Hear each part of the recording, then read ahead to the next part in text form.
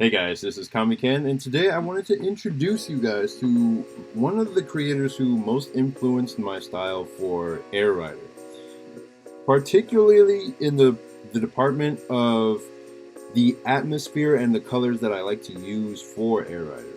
I like to use like blues and just that deep sky blue color that makes everything feel like there's space and openness.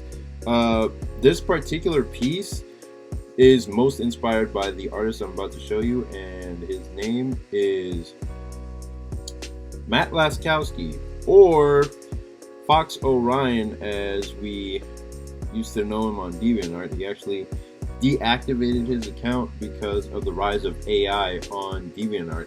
And I was actually so pissed when he did that, because I was just like, bro, I was still looking at that. So once he removed that, I was just like, all right, I'll go to his website and check out his work there. And you will definitely be able to tell more about his older works, where I got the inspiration for the style of Air Rider. So this is one of his older works, yeah, back in 2015. But if we're looking at stuff like this right here is one of those pieces that I was just like, this is very nice. And I'm not the best art critic, or the art, like, I don't have the best words to describe everything that has to do with art and whatnot, but when I look at this, I'm just like, this is beautiful.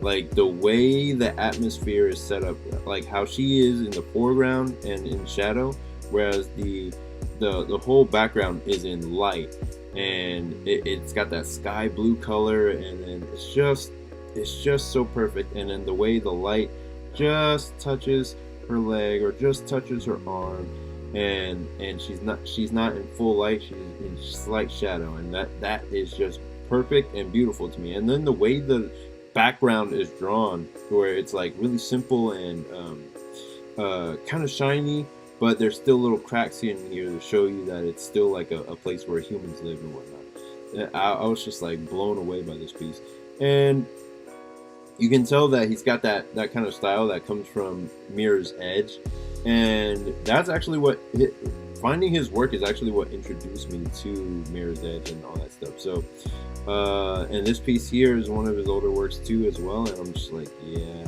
I like that deep dark shadow is something that I'd never seen done in other works, but it looks so perfect here in this piece of art. The thing is like, if you try to print this out, it wouldn't come out as well on print, just because the colors are so dark, but for a screen it works perfectly. So scrolling through some of his other pieces, this is the piece that I love most out of everything that he's done, and this looks even slightly modified from the way I saw it the first time. A couple of his pieces look like that. There is one that, yeah, this one is actually darker than how I remember first seeing it on DeviantArt, like years and years ago, back in 2010. But this is the piece that I have as a background for pretty much everything. Like if you just look over here, it's my background for my computer. So it's my background for this computer, it's my background for my computer in my room. It's a Dell, and yeah, I just have that as my background for a lot of stuff, just because it perfectly captures, I don't even know how you describe it, just a nice bright sunny day, summer's day, like where it's about to rain, actually, just because of how billowy the clouds are. It's gonna rain pretty soon, but it's just, for right now, you have the perfect blue, you have the perfect summer, and it's so beautiful that that I based an entire piece off of trying to capture that vibe somewhat. And when looking at Fox Orion's work, see how I tried to use the blue that he was doing. Like, I can't quite copy his line work, but I tried using my style in combination with the blue that he used for the sky and whatnot. And it took me so long to figure out this piece, to figure out how to draw it. Like, I did studies. I started with a little sketch, and then I drew it over and over. I drew it on paper, and even my one of my mentors, Nick Patera, helped me figure out the posing for June, the girl right here. And I even used 3D reference to get this drawing right. I went through all the stages, finally printed out a blue line. Then I did the inks traditionally, and let me go back a page. I did the inks traditionally after figuring out all the pencil work and all that. And then I printed it out, or no, I finished the inks traditionally, and then I put it back into, I scanned it back in, and colored it digitally. Like, I did color studies of how the sky looks, and figuring out like what hue this blue is, how to get that gradient from light blue to blue and still make it look right. And people were saying like, oh, these clouds look too realistic for the world that they're in, and I was like, yeah, that's the point though. And yeah, I was just trying to copy, not necessarily copy, but trying to capture that style, because the whole reason behind making Air Rider was I wanted a whole comic, a whole webcomic that looked like this, that looked like his style. I wanted to make a whole webcomic that captured this nice 2000s vibe, the early 2000s vibe. Like, he captures it perfectly in his art. I wanted, especially this piece, this is one of the best in his entire early works. Like, it's just perfect. I don't know how else to describe it. It's just the shading, the lighting, the angle, the construction of the background. It's perfect. And I wanted an entire webcomic that would capture that feeling, and I was like, I knew he was developing his own world, and he was going to develop his own webcomic, and I was waiting on that. I was waiting on that for years. I was just like, oh, he's gonna come up with he's got a comic coming out, and it's gonna be awesome. And like, he was writing the story for a while, and then eventually he got drafted into being an animator or not an animator, but he got into I guess he got hired on as like the background designer for like various animations and whatnot, various animation studios. And I can see why. I mean, his backgrounds are perfect. Like, the way he draws them, like, he not only uses the lines, but he adds like odd angles so that there's some humanity to it, and he puts dirt and grime in it so that it looks realistic, while also looking really cool and pristine.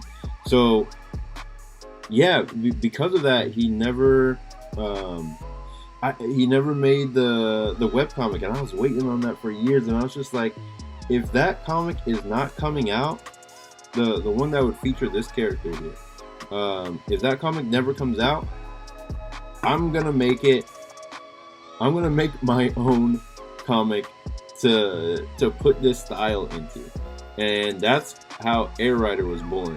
I was just like, all right, this one's not coming out, I guess I'm gonna have to do my own version of it. So that's why I decided to start making Air Rider, and should try to put his style into my own words, basically, and make my own art of it. And I just thought that it would just be so cool if I could give some kid a completely free reading experience, a completely free art experience, just online, like with a free webcomic, to where they're just baffled and amazed that this would be free for me to read, like all of it for me, Like I wanted to give that experience to some kid growing up just like me, who would be like, wow, I get to explore this whole world that looks like this, and all for free. And that's what got me into making webcomics specifically. Webcomics over manga, actually, because with webcomics there you can color the work that you're trying to make. So doing colors like this, where it's like there's mood and there's atmosphere, that was the whole point of me creating Air Rider, so that I could create work that looked and felt like I wanted to experience when I was a kid. So stuff like this just has that moodiness to it. It's just like it's pensive. There's thoughtfulness to it, um, and that's basically it. That's the spawn. That's the whole reason that I created Air Rider. And if you want to read Air Rider for free, um, go ahead and sign up in the link in my description. It'll take you to this page right here. I basically call it my flight crew. It's a free email list where you'll get basically 4 free comics. You'll get Air Rider number 1 and 2, and then you'll get a couple of bonus comics, some mystery comics that come with the original 2 Air Riders. So yeah, you can get that for free, or you can hit up my link in for Big Cartel, and you can get your own copy online. So you can get your own copy in your hand if you hit up my link on Big Cartel. And yeah, that's basically it. That's the whole inspiration behind my creation of Air Rider. And shout outs to Fox Orion for creating the type of work that really inspired me when I was a kid. I wouldn't have thought that art like this was possible unless he created it. And that's the kind of feeling that I hope to inspire in somebody else in the future. So I'm just gonna keep on drawing, and hopefully I can reach this standard one day. It's just endlessly interesting no matter how much I look at it. And I'll see you in the next one. Peace.